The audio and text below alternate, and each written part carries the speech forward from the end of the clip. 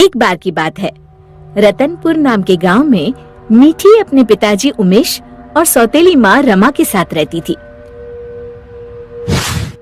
उसकी सौतेली माँ उससे बहुत काम करवाती। मीठी, कुएं से पानी लेकर आओ। हाँ माँ, अभी लाती हूँ। रास्ते में धूप से बचने के लिए वो एक लीची के पेड़ के नीचे खड़ी हो गई। तभी उसका ध्यान लीची के पेड़ की तरफ गया। लगता है इसको पानी की जरूरत है। मैं आज इसमें थोड़ा पानी जरूर डालूंगी।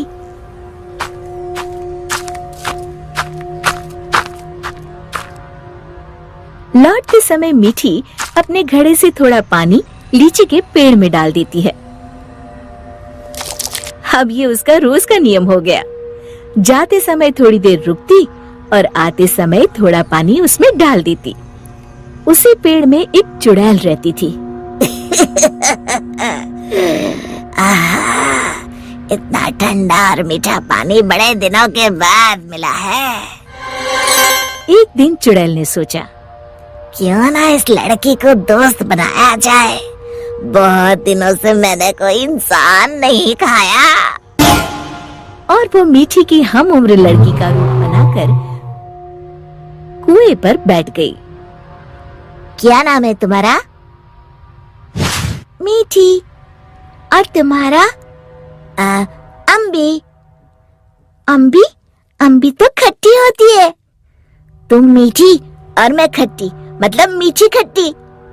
नहीं, मीठी खट्टी नहीं, मीठी अम्बी। दोनों खिलखिलाकर हंसने लगती है।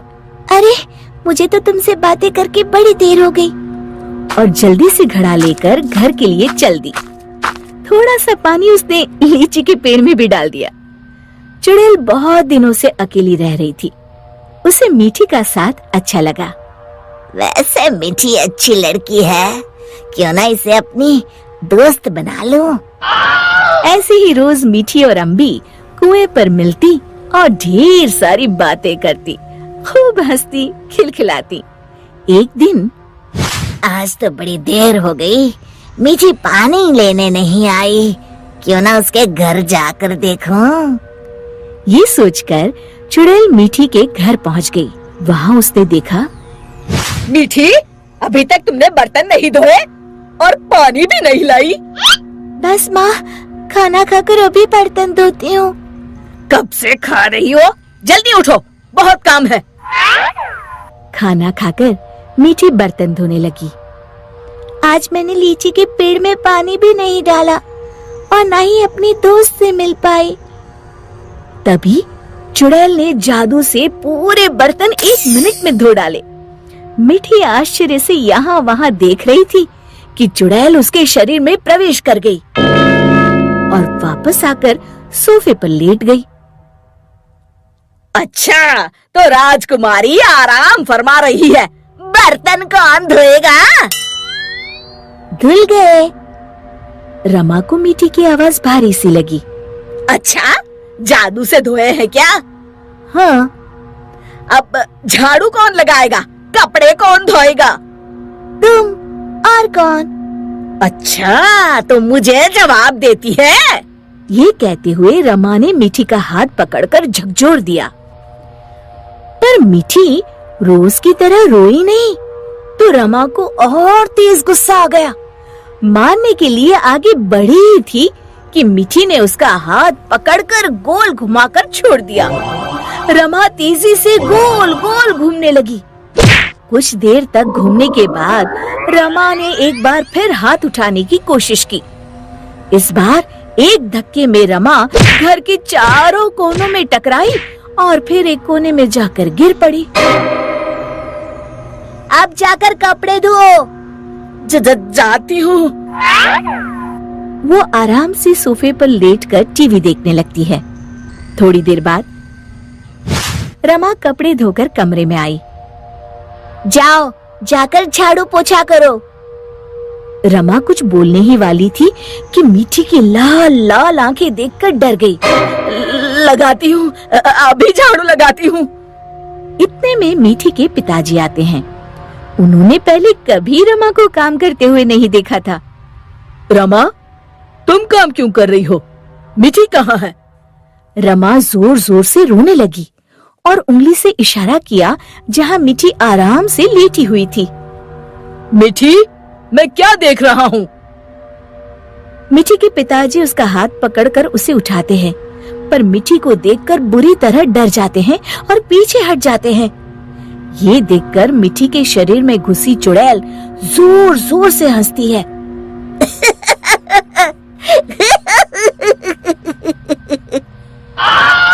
उमेश समझ जाता है कि मीठी पर चुड़ैल का साया है।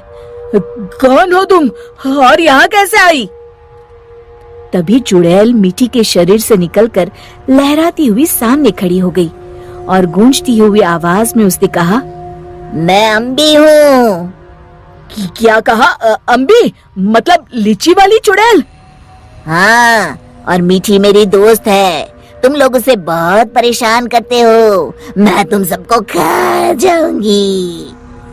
उमेश और रमा डर के मारे थर थर कांपने लगे। हमें माफ कर दो अम्बी, आज से हम ऐसा नहीं करेंगे। हाँ हाँ, हमें माफ कर दो, आज से हम ऐसा नहीं करेंगे। मैं कसम खाती हूँ मीठी को अपनी सगी बेटी की तरह ही रखूंगी। नहीं, तुम सब झूठे हो। अम्बी को बहुत गुस्सा देखकर मीठी बोली, नहीं नहीं अम्बी, तुम मेरी अच्छी दोस्त हो ना। मेरे माँ पिताजी को कुछ मत करो। नहीं, इन्हें सबक मिलना जरूरी है। मेरी कसम। ठीक है, अभी छोड़ देती हूँ, लेकिन जब भी तुम्हें मेरी जरूरत हो मुझे बुलाना, मैं फौरन आ जाऊंगी। और फिर उस दिन के बाद से रमा ने कभी मीठी को तंग नहीं किया। शिक्षा: हमें किसी के भोलेपन या मजबूरी का नाजायज फायदा नहीं उठाना चाहिए। यमुना नदी के किनारे एक गांव था, रतनपुर। उस गांव में एक चुड़ैल का साया था। वो चुड़ैल बहुत ही अजीब थी। एक दिन, मुनिया के बापू, जल्दी अंदर आइए। सुरेश अभी नींद में था, चिल्लाकर बोला, क्या हुआ? गला क्यों फाड़ रही हो? ये देखो। अरे, ये कैसे हुआ? मुनिया, क्या हुआ बेटा? उससे क्या पूछ रहे हैं? बेचारी तभी से डरी सहमी हुई है। लेकिन ये तो कोई गंभीर बीमारी लगती है। हाँ, देखो तो, बेचारी की चुटिया ही काट ली किसी ने। राम राम। लेकिन एक भी बाल आसपास नहीं दिख रहा। हाँ, ये हुआ क्या समझ में ही नहीं आ रहा। ऐसे ही 2-4 दिन मुनिया को देखने और सांत्वना देने वाले भी आए। अब कुछ शांति हुई ही थी कि एक दिन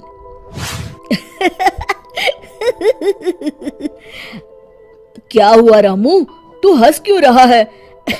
अरे गागा, वो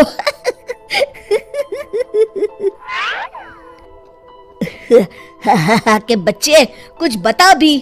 रूपा काकी की चुटिया कट गई है? हाँ, और मुन्नी भी।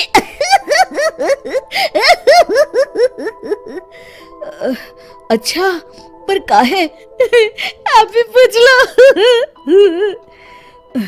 चल कर देखता हूँ। क्या हुआ मुन्नी? ये क्या हल्ला मचा हुआ है? तभी मुन्नी बाहर आती है। ये का सुन रहा हूँ? कैसे हुआ सब? अरे का बताएं चच्चा, रात में रोज की तरह खा पी के सोए और सुबह देखे तो अरे राम राम। पहले तो मुझे लगा कोई बीमारी है, लेकिन ये तो लगता है पक्का किसी डायन या चुड़ैल का काम है। अब तो रतनपुर में ये औरतों की चोटी काटे जाने वाली खबरें आम हो गई। अगले ही दिन, सरिता, आज बहुत गर्मी है, मेरा बिस्तर बाहर लगा देना। जी ठीक है। सरिता ने रमेश का बिस्तर बाहर और अपना और चुनिया का आंगन में लगा लिया। रात में रमेश को प्यास लगती है। बड़ी प्यास लगी है, लगता है सरिता ने पानी नहीं रखा। कोई नहीं, खुद ही ले लेता हूँ। अंदर जाने पर वो देखता है कि सरिता के बिस्तर के सिरहाने चुड़ैल खड़ी है। वो एक हाथ से सरिता की चोटी पकड़े हुए है और चाकू से उसकी चोटी काट रही है। वो जोर से चिल्लाया, चुड़ैल, बचाओ बचाओ, चुड़ैल। सरिता और चुनिया उठ गए। गांव वाले भी फौरन आ गए। देखते हैं चुड़ैल हाथ में सरिता की चोटी लिए खड़ी है। भीड़ देखकर वो हंसते हुए बोली,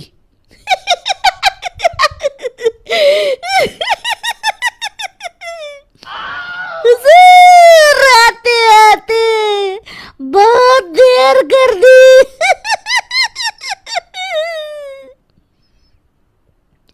सरिता तो डर के मारे बेहोश हो गई, पर बाल तो जा ही चुके थे। अरे आखिर चाहती क्या हो? पर चुड़ैल उनकी बात अनसुनी करके सरिता की चोटी घुमाते हुए सबकी आंखों के सामने गायब हो गई। चोटी वाली चुड़ैल की खबर जंगल की आग की तरह पूरे गांव में फैल गई और गांव में बातें चलने लगी।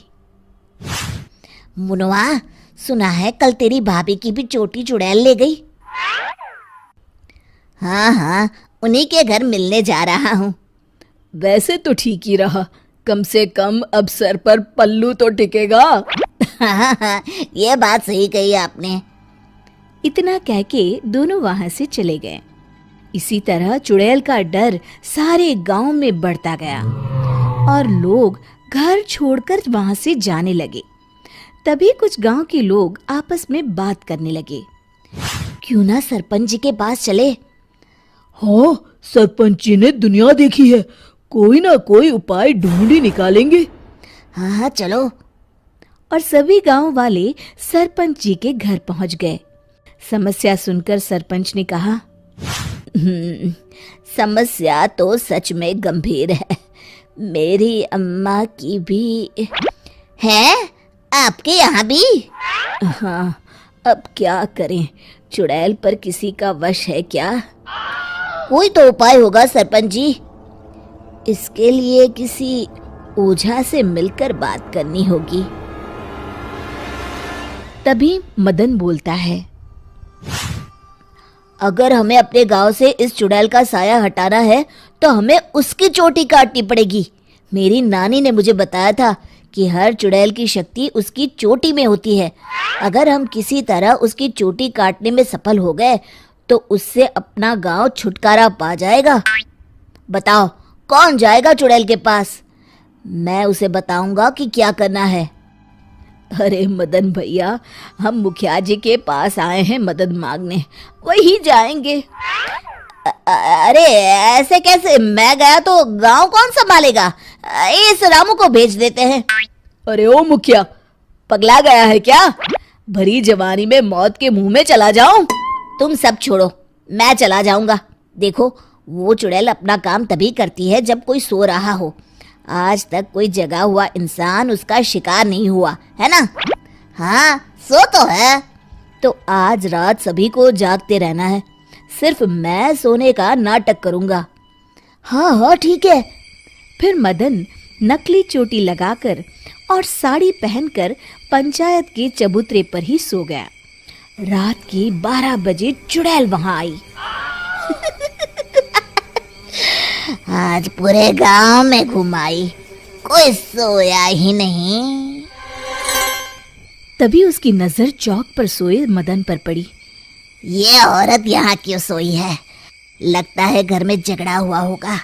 खैर, मुझे क्या, मुझे तो बाल चाहिए। चुड़ैल ने चोटी काटने के लिए जैसे ही चोटी पकड़ी, वो निकलकर उसके हाथ में आ गई। इसके लिए वो तैयार नहीं थी, इसलिए 2 पल के लिए वो कभी चोटी तो कभी चाकू को देखने लगी। इसी समय का फायदा उठाकर मदन ने उसकी चोटी काट ली। पहले तो वो डर गई, फिर भी हिम्मत करके बोली, कौन है तू? बता, कौन है तू? नहीं तो मैं तुझे खा जाऊंगी। तेरी चोटी मेरे पास है, तू मेरा कुछ नहीं बिगाड़ सकती। मदन उसकी चोटी दिखाते हुए हंसता है। मेरी चोटी दे दे, मेरी चोटी, मेरी चोटी दे दे। चीखते हुए मदन की तरफ बढ़ी। हाँ, अगर एक कदम भी आगे बढ़ाया तो मैं अभी इसे जला दूंगा। नहीं नहीं, ऐसा मत करना। नहीं करूंगा, पर एक शर्त पर। हाँ, मुझे तुम्हारी सब शर्तें मंजूर है, बस ये चोटी दे दो। अभी नहीं, पहले ये बताओ तुम इन बालों का क्या करती हो? मैं इन्हें एक कुएं में डाल रही हूँ, उसे भरने के लिए। वो क्यों? जब वो कुआं भर जाएगा तो मैं सबसे शक्तिशाली हो जाऊंगी। चलो वो कुआं मुझे दिखाओ, वहीं तुम्हें तुम्हारी चोटी दे दूंगा। चलो ये चोटी मुझे दे दो, इसकी मदद से हम जल्दी पहुंचेंगे। नहीं नहीं, मुझे जल्दी नहीं, पैदल ही चलते हैं। वो मदन को लेकर चलने लगी और गांव वाले भी जलती हुई मशालें लेकर उसके पीछे पीछे आ गए। सब उसकी गुफा तक पहुंच गए, जहां कुएं के अंदर उसने बाल जमा कर रखे थे। आधा कुआं तो भर गया है। देखो, दिखा दिया ना, अब जल्दी से मेरी चोटी दे दो। हाँ, क्यों नहीं, ये लो। कहते हुए मदन ने उसकी चोटी भी कुएं में फेंक दी। अरे बेवकूफ, ये क्या किया? अब मैं इतने बालों में से अपनी चोटी कैसे ढूंढूंगी? वो देखो, बीच में पड़ी है। चुड़ैल कुएं में जाकर अपनी चोटी ढूंढने लगी।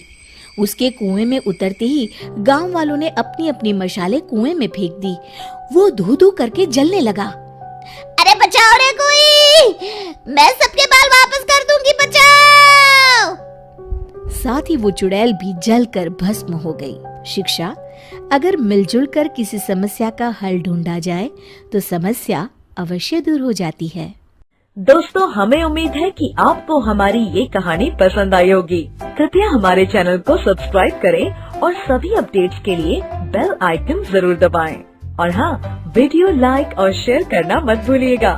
Bye bye.